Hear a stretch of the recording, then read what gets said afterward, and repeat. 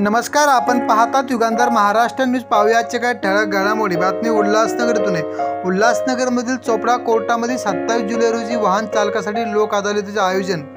Helmet न घालणे, मद्यपान करून गाडी चालवणे, गाडीवर असताना मोबाईलवर बोलणे, वाहतुकीचे नियम न पाळणे अशा नागरिकांवर वाहतूक पोलिसांनी दंड आकारला होता. या लोक अदालतीमध्ये अशा नागरिकांना सवलत मिळणार आहे. ज्या नागरिकांना लोक अदालतमधून नोटीस बजावण्यात आल्या असतील अशा नागरिकांनी या लोक अदालतीचा फायदा घ्यावा, अशी माहिती वाहतूक पोलीस निरीक्षक अविनाश भांबरे यांनी दिली आहे.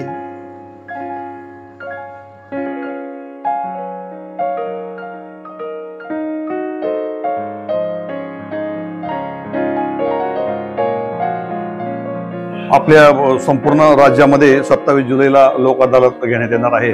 आपल्या उल्हासनगर कोर्टामध्ये पण 27 तारखेला त्या बाबतीत केसेस घेणार आहेत कोर्टात.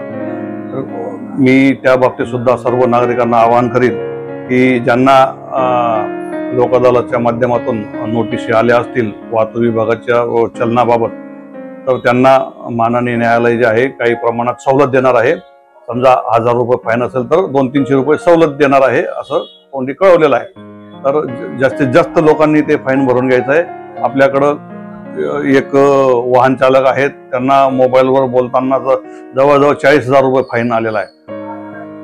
तर अशा लोकांनी जर तिथं जाऊन आपले तडजोड शुल्क भरली तर त्यांना त्याच्यात काही बऱ्यापैकी प्रमाणात त्यांना सवलत भेटू शकते.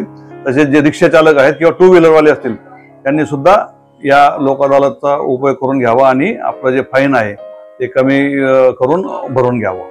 तर हे लोक अदालतसाठी लोकांनी जे फाईन भरले ती सुविधा कुठे नेमकं केल्यात आहे?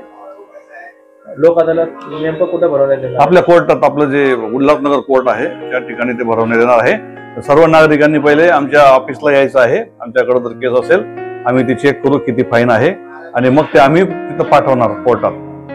पहिले नागरिकांनी कृपा करून आमच्याकडे यावं आणि नंतर मग आम्ही त्यांना पुढची प्रोसिजर सांगू.